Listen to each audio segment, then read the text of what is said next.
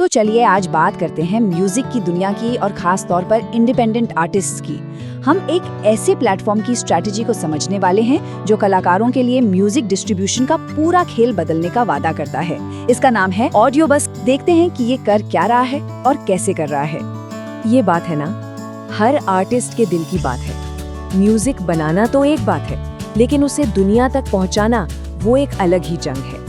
और इस सफर में एक सही पार्टनर का मिलना जो मुश्किलें कम करे, बढ़ाए नहीं, बस वही सबसे जरूरी हो जाता है। तो ये वितरण की दुविधा, ये डिस्ट्रीब्यूशन डिलेमा आखिर है क्या? चलिए थोड़ा और गहराई में जाते हैं और समझते हैं कि आर्टिस्ट्स को असल में रोज रोज की किन परेशानियों से जूझना पड़ता है। अब देखिए, होता क्या है कि आर्टिस्ट्स के सामने ना अक्सर दो ही रास्ते होते हैं। या तो वो बहुत महंगे प्लेटफॉर्म्स चुने जो उनकी जेब पर भारी पड़े, या फिर सस्ते ऑप्शंस के साथ जाएं जहां जरूरी फीचर्स ही गायब हों। मतलब दोनों ही सिचुएशन में कहीं ना कहीं आर्टिस्ट का ही नुकसान होता है। ये जो लिस्ट है ना, ये सिर्फ पॉइंट्स नहीं है, ये आर्टिस्ट की असल दिक्कतें हैं। महंगे प्लान्स तो हैं ही, ऊपर से कमाई का एक हिस्सा कमीशन में चला जाता है।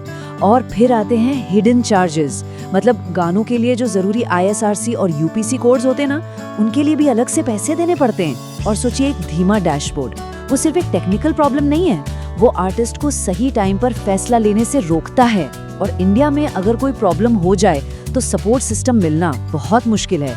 ये सब मिलकर किसी का भी मोटिवेशन कम कर सकता है। तो सवाल यही उठता है कि क्या आर्टिस्ट्स के पास कोई और ऑप्शन है ही नहीं? क्या उन्हें इन्हीं प्रॉब्लम्स के साथ काम करना पड़ेगा, या फिर कोई बेहतर रास्ता भी है? और बस यहीं पर कहानी में एक नया मोड़ आता है, और वो नाम है ऑडियो बस। और ये सिर्फ एक और म्यूजिक डिस्ट्रीब्यूटर नहीं है, नहीं, ये एक ऑल इन वन प्लेटफॉर्म है जिसे बनाया ही गया है आर्टिस्ट को सेंटर में रखकर। तो ठीक है, ऑडियो बस बाकियों से अलग कैसे है? इसका जवाब ना एक सीधी तुलना में है। चलिए साइड बाय साइड देखते हैं कि ये प्लेटफॉर्म आखिर बाकियों से कितना अलग है। यहाँ देखिए, पिक्चर एकदम क्लियर हो जाती है। जहाँ दूसरे प्लेटफॉर्म्स महंगे हैं और कमाई में से हिस्सा लेते हैं, ऑडियो बस सिर्फ 399 रुपीज से शुरू होता है। सबसे बड़ी बात है इंडिया पर फोकस। ये कॉलर ट्यून्स यानी CRBT जैसी सर्विसेज देता है, और सपोर्ट के लिए सिर्फ ईमेल नहीं, कॉल और व्हाट्सएप भी है। और तो और ISRC कोड्स और YouTube कंटेंट ID जैसी चीजें मुफ्त हैं।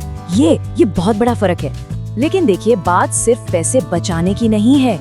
ऑडियो बस की जो असली स्ट्रेटजी है ना, वो है वो खास टूल्स जो एक आर्टिस्ट को सिर्फ म्यूजिक रिलीज करने में नहीं, बल्कि असल में ग्रो करने में मदद करते हैं।